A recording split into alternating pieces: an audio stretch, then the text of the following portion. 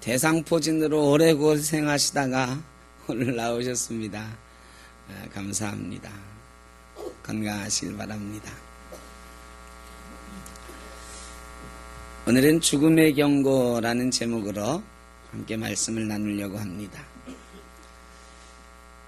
우리가 살면서 여러 가지 경고를 받게 됩니다. 운전할 때 보면 앞에 게시판에 기름이 좀 부족하면 불이 들어옵니다. 여러분 운전하시는 분 중에 혹시 자동차 기름 떨어져 가지고 시동 꺼져 본 적 있으신 분 계신가요? 권사님 있으세요? 제가 한 번 있었습니다. 제가 전에 하루를 지내는데 저녁 때 되니까 계기판에 불이 들어왔어요. 기름이 없다고. 근데 그날 볼일을 보고 내일 새벽기도 끝나고 아침에 기름을 넣어야 되겠다 생각을 하고 이제 새벽기도 차를 몰고 교회로 가는데 이게 갑자기 시동이 꺼지는 거예요. 그래서 그 새벽에 하여간 중간에 내려서 교회까지 걸어간 적이 있습니다. 경고등을 무시했기 때문에 당한 일이죠. 참 난처한 일이 있었습니다. 그나마 자동차 기름 떨어지면 걸어가도 되고 또 나중에 사다가 넣어도 되는데 우리 인생에서 정말로 중요한 경고를 무시하면 크게 낭패를 보는 일이 있습니다. 예전에 보험회사 직원이었던 하인리라고 하는 사람이 있었는데 이 사람이 보험회사 일을 하면서 사고를 접수하고 처리하고 하는 과정에 어떻게 하면 이 사고를 좀 줄일 수 있을까 이런 연구를 해봤어요. 그래가지고 사고가 어떻게 일어나는지를 조사를 했는데요. 놀랍게도 산업 현장을 중심으로 조사를 했는데 큰 산업 현장에 재해가 있기 전에 큰 사고가 있기 전에 평균으로 29번 정도의 작은 사고들이나 사고의 징조들이 있었다라는 것을 발견하기도 했습니다. 그래서 나중에 그걸 체계화시켜가지고 하나의 법칙으로 만들었는데 그게 하인리 법칙이라고 그래서 지금까지 전해지고 있어요. 큰 사고가 일어나기 전에는 반드시 그 사고가 일어날 만한 우려스러운 경고들이 자그마치 29번이나 주어진다는 것입니다. 그런데 사람들이 그 경고를 무시하고 큰 일을 당하고 나서야 후회하게 되는 거죠. 삼풍백화점 예전에 무너졌을 때에 경고가 분명히 있었습니다. 그런데 그 경고를 무시하고 주일날 대목이라 주일 장사까지만 마치고 월요일부터 휴점하고 공사하자 했다가 백화점이 무너지는 바람에 500여 명의 무고한 생명이 죽임을 당한 적이 있습니다. 경고를 무시하면 이렇게 큰 위험이 우리에게 따라옵니다. 1945년도 8월 초순에 미군 비행기가 히로시마 상공을 날아가면서 전단지를 뿌렸습니다. 히로시마에 있는 주민들은 8월 6일에 0시를 기해서 히로시마로부터 20km 이상 떨어져서 대피하시길 바랍니다. 그때 폭탄이 투하될 것입니다. 그런데 미군 부대의 폭격 수도 없이 맞아본 일본 사람들은 폭격도 오나보다 집에서 대피하거나 잘 숨어 있으면 되지 생각을 했습니다. 그리고 8월 6일 운명의 날 드디어 B-29 폭격기가 히로시마 상공에 나타났습니다. 폭격한다더니 겨우 한 대 왔네. 사람들이 폭탄이 어디 떨어지는지 보고 있었습니다. 비행기에서 폭탄이 하나가 떨어졌어요. 겨우 하나 떨어뜨리고 가네 하면서 사람들이 코웃음 치고 있는 그 순간에 번쩍하는 동시에 그 폭탄이 터졌습니다. 인류 최초로 떨어진 원자폭탄이었습니다. 히로시마에 남아있던 20만 명 이상의 사람들이 그 순간에 죽임을 당하고 말았습니다. 그런데 그 경고를 듣고 그래도 혹시나 하는 마음에 피했던 사람들도 몇 명 있었답니다. 그 사람들은 원자폭탄의 그 폭발 속에서도 살아남을 수 있었던 것입니다. 경고를 무시하면 이렇게 죽음이 우리 앞에 찾아올 때도 있습니다. 오늘 우리에게 주신 출애굽기 11장의 말씀은 바로 9가지 재앙 가운데에도 하나님 앞에 머리 숙이고 이스라엘 백성을 내보내지 않았던 바로와 애굽 사람들에 대한 최후의 경고, 죽음의 경고입니다. 내보내지 않으면 10번째 재앙으로 모든 장자가 죽임을 당하게 될 것이다. 심판에 대한 예언의 말씀, 예고의 말씀이십니다. 10번째 재앙은 그 이전의 재앙과는 다릅니다. 하나님께서 그 전에 9가지 재앙은 애굽 백성들을 깨우치고 이스라엘 백성들을 깨우치기 위해서 오래 참으시면서 내렸던 재앙이라면 이제 이 10번째 재앙은 더 이상 참을 수 없는 상황이 되어서 심판으로 내리는 재앙입니다.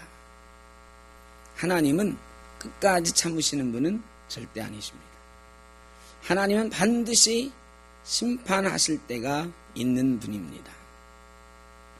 심판은 갈림길입니다.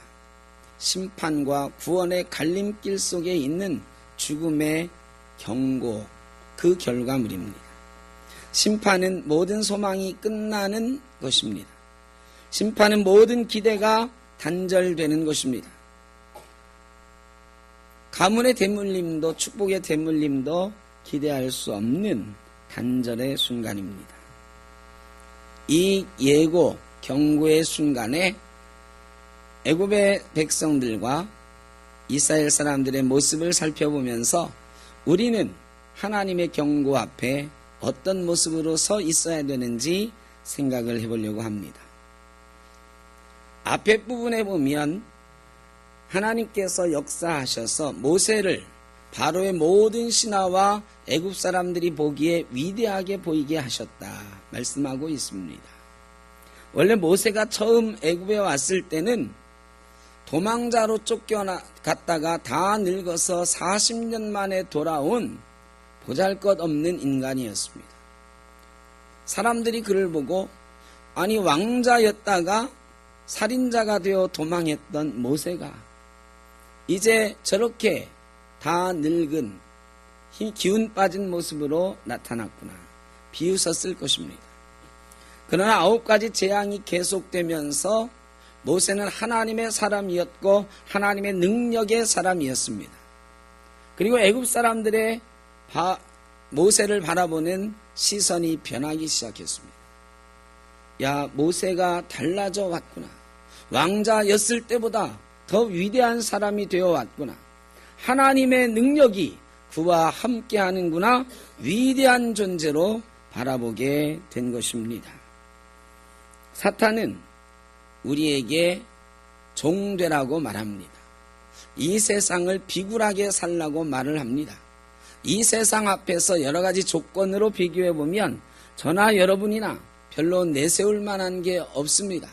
때때로 비겁해지고 비굴해지고 세상 앞에 무릎 꿇는 모습으로 살아갈 수도 있습니다. 그러나 하나님의 능력이 우리에게 함께하면 세상은 우리를 위대하게 볼 것입니다. 세상은 우리를 다른 눈으로 보게 될 것입니다. 하나님의 능력에 사로잡혀 있느냐, 하나님의 말씀대로 그 능력을 행하면서 사느냐의 문제이지 내가 지금 무엇을 가지고 있느냐의 문제가 아닙니다.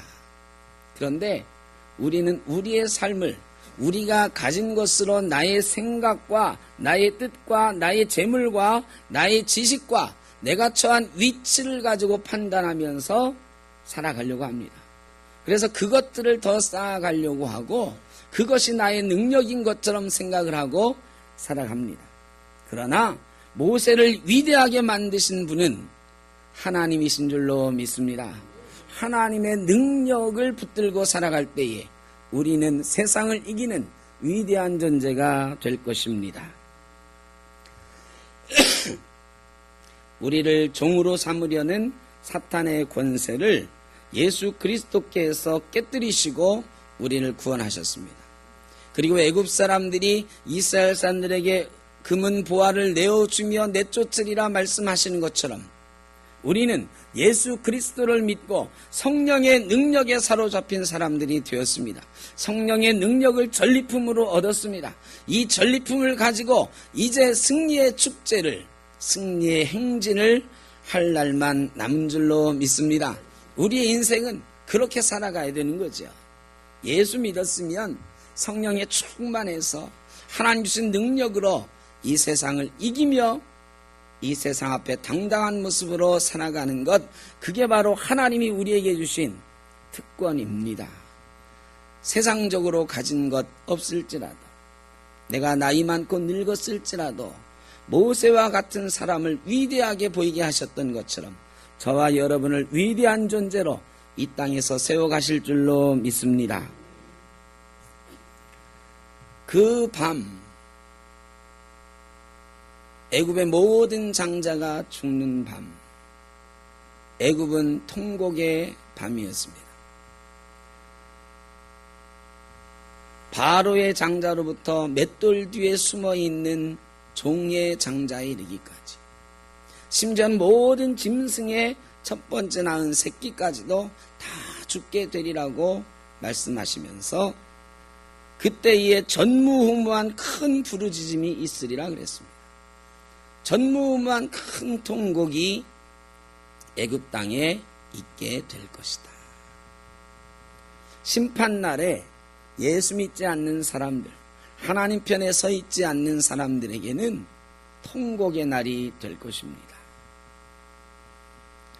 마태복음 25장에 10처녀의 비유가 나오는데 5명의 처녀는 기름을 준비했다 잔치자리에 참여했지만 5명의 처녀들은 기름을 준비하지 못해서 신랑이 오니까 그때서야 부랴부랴 기름을 준비하러 나갔다가 돌아와 보니 이미 문이 닫혀 있었다 그랬습니다. 그리고 그들은 잔치에 참여하지 못하고 슬피 우는 존재가 되었습니다. 심판의 날, 하나님이 경고한 그날이 되면 하나님 편에 서 있지 못하던 사람들은 예수 이름에 무릎 꿇지 않았던 사람들은 통곡의 밤을 맞이하게 될 것입니다. 누구도 피해갈 수가 없습니다. 맷돌 뒤에 숨어도 소용이 없습니다. 이 땅에 그 무엇 뒤에 숨어도 소용이 없습니다. 심판은 그 누구도 피해갈 수가 없습니다. 저와 여러분 중에 하나님의 심판 피해갈 수 있는 사람이 아무도 없습니다. 우리는 반드시 심판대 앞에 서게 될 것인데 어떤 이는 통곡하는 날이 될 것이고 어떤 이는 이스라엘과 같은 날이 될 것입니다. 이스라엘은 어떻게 되었느냐? 7절 다 같이 보겠습니다. 7절 다 같이 시작. 그러나 이스라엘 자손에게는 사람에게나 짐승에게나 개 한 마리도 그 혀를 움직이지 아니하리니 여호와께서 애굽 사람과 이스라엘 사이를 구별하는 줄을 너희가 알리라 하셨나니. 여러분, 이스라엘 사람에게는 사람에게나 짐승에게나 개 한 마리도 혀를 움직이지 않게 한다. 여러분, 큰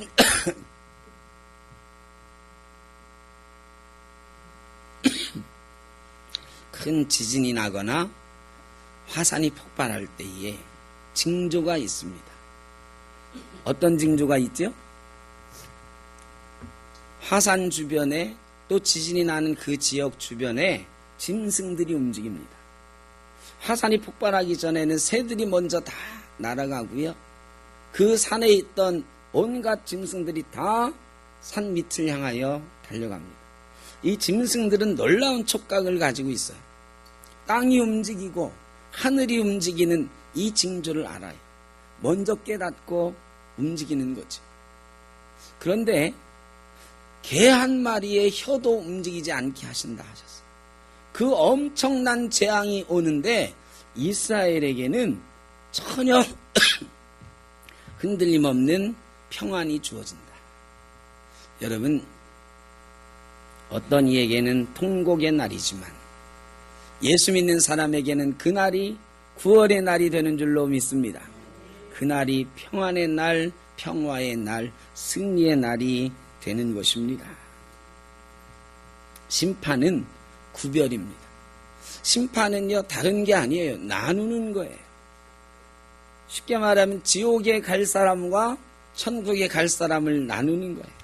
마태복음 25장에 또 양과 염소의 비유가 있어요. 양과 염소를 분리한다 하셨어요.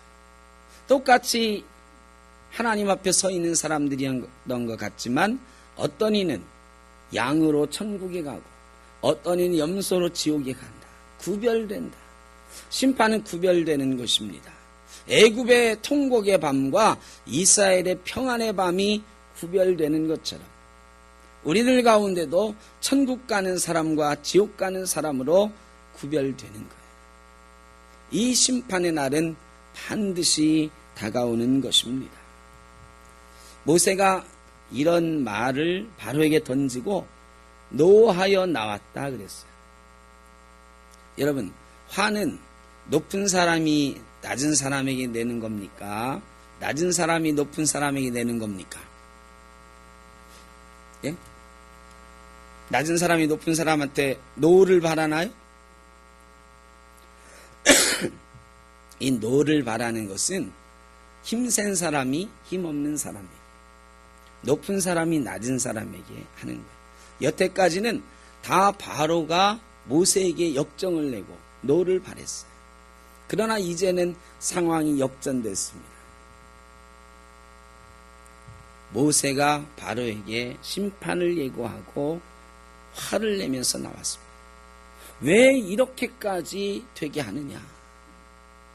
9가지 재앙을 통해서 너가 변했으면, 우리를 내보냈으면 이런 심판이 임하지 않을 건데 결국 당신의 완악함이 이 심판을 내리게 한 것이라. 여러분, 그런데요, 이제까지는 모세가 바로에게 공손하게 얘기했어요. 우리를 내보내 주십시오. 성경의 표현도 그렇게 돼 있어요. 그런데 지금은 너희가 우리를 내보내게 될 것이다 말하고 노를 바라봐 툭 던져놓고 나오는 거예요. 상황이 완전히 역전됐습니다. 이제는 모세가 바로에게 심판을 선포하는 사람이 되었습니다. 여러분, 이 땅에서 우리가 낮은 자였던 것 같지만 지금 우리는 복음을 들고 있는 사람들입니다. 이 땅에 심판을 선포하는 사람들입니다. 예수 믿지 않으면 구원받지 못한다. 예수 믿지 않으면 천국 가지 못하고 지옥 간다. 우리는 그 비밀을 알고 있는 사람, 그 경고를 알고 있는 사람들이에요. 세상 앞에 기죽을 일이 없습니다. 세상 앞에 당당하게 그래도 우리는 예수 믿고 천국 가는 사람이다. 당신 예수 안 믿으면 당신은 지옥 간다. 큰 소리 치며 살아가야 돼. 기죽지 말고 가슴을 펴고 당당하게 살아가야 됩니다.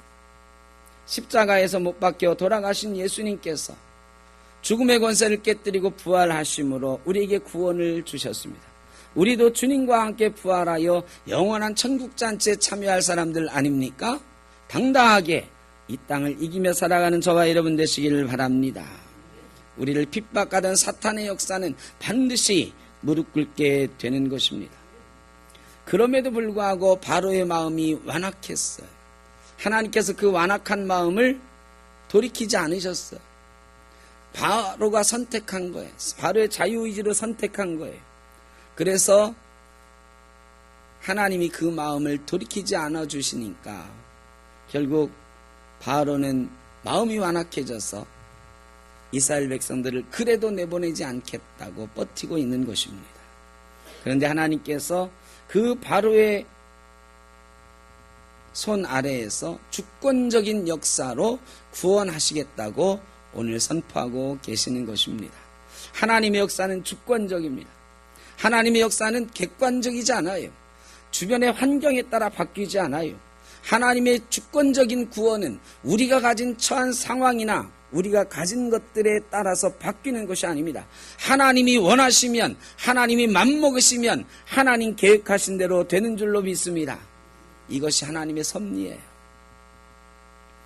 어떤 왕이 신하들 데리고 멀리 사냥을 갔습니다.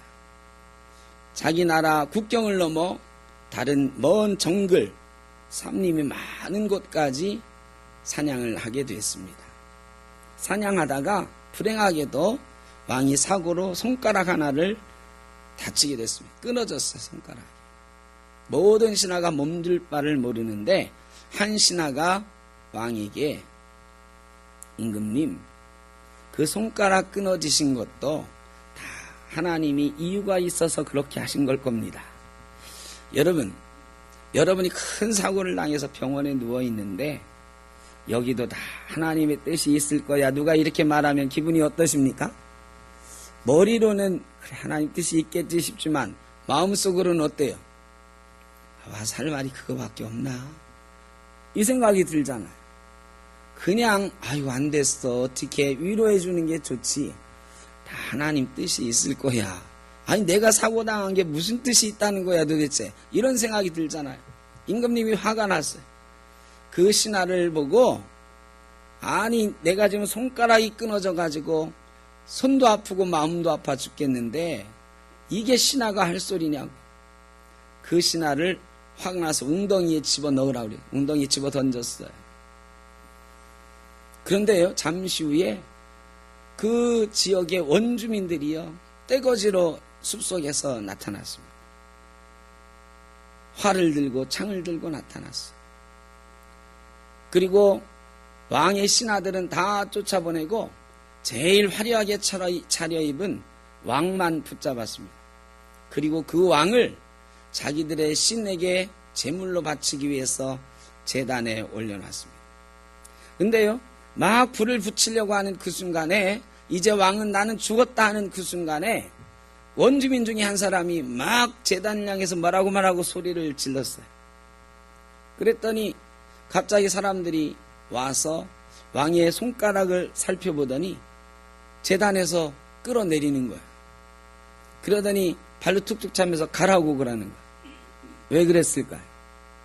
신에게 바치는 제물인데 이런 온전치 못한 불구자를 드릴 수 없다고. 왕이 손가락 잘린 것 때문에 제단에서 제물이 되려다가 풀려났어요.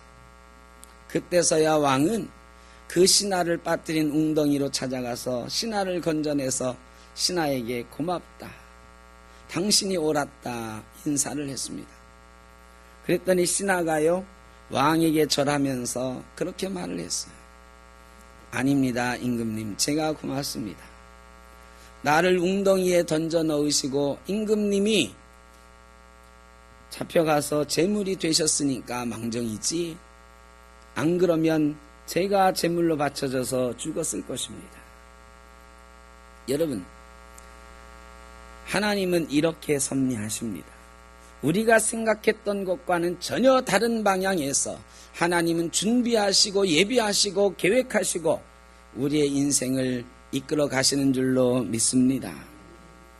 그 하나님께서 우리에게 오늘 경고하십니다. 마지막 때가 되었다.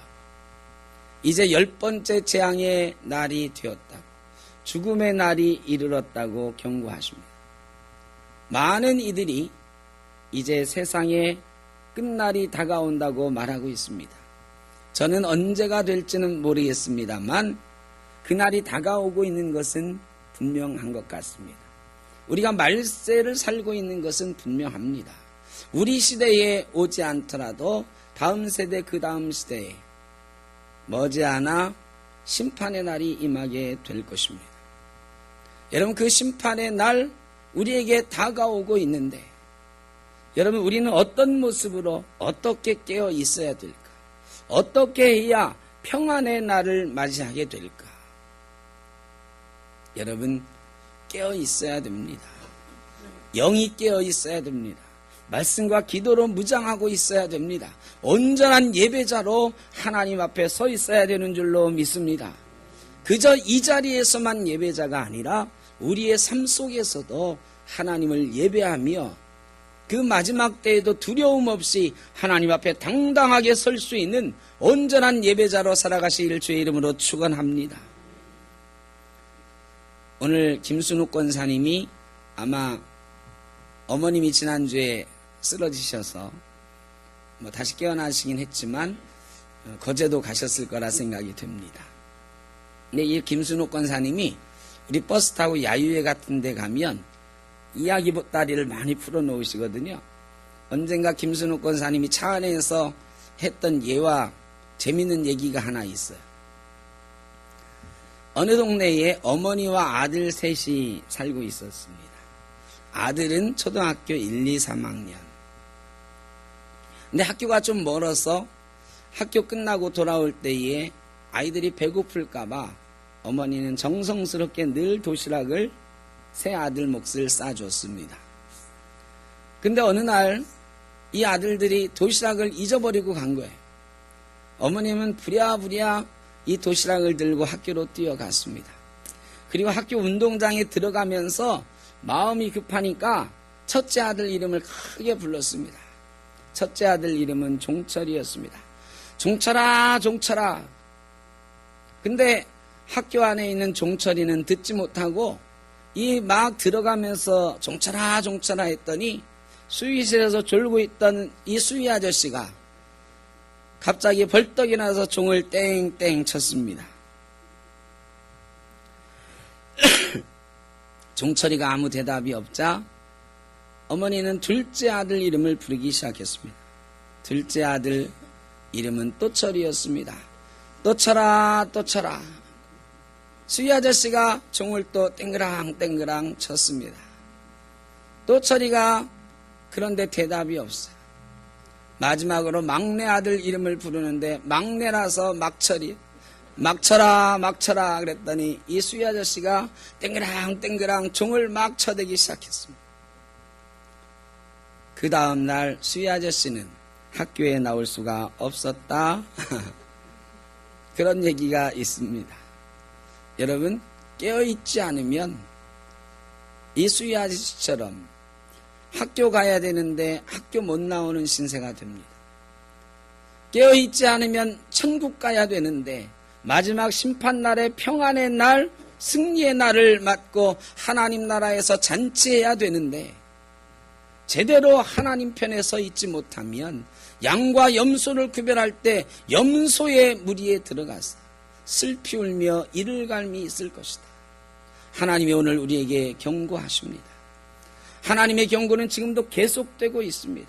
10번째 재앙을 통해서 죽음을 경고하시는 그 하나님께서 저와 여러분에게도 오늘 죽음의 날, 심판의 날은 반드시 다가오는데 이스라엘 사람처럼 하나님 편에 서 있는 사람은 평화의 날, 평안의 날 맞이하게 될 것이지만 하나님 뜻을 거역하고 완악한 마음으로 세상 가운데 서 있는 사람은 통곡의 밤을 맞이하게 될 것이라고 우리에게 경고하시는 것입니다. 바로에게 주어지는 그 경고는 바로 저와 여러분에게 이 땅을 살고 있는 그리스도인들에게 주시는 말씀입니다. 저와 여러분이 깨어있는 영으로 말씀과 기도로 온전한 예배자가 되어서 어떤 때도 두려움 없이 하나님 앞에 설 수 있는 그날이 언제가 되든지 하나님 앞에 서서 하나님이 우리를 천국으로 이끌어 가시는 구원의 자리로 이끌어 가시는 놀라운 축복을 누리시기를 주의 이름으로 축원합니다. 기도하겠습니다. 사랑의 아버지 하나님, 심판의 날을 예고하십니다. 죽음의 날을 경고하십니다. 경고를 무시했다가 심판받게 되는 이스라엘 애굽 사람들처럼 하나님의 경고를 무시하지 않게 하시고 평안의 밤을 맞고 있는 이스라엘 사람들처럼 하나님 편에 서게 하여 주옵소서. 언제나 우리 영이 깨있게 하시고 온전한 예배자로 하나님 앞에 설 수 있게 하여 주옵소서. 예수님의 이름으로 기도하옵나이다. 아멘.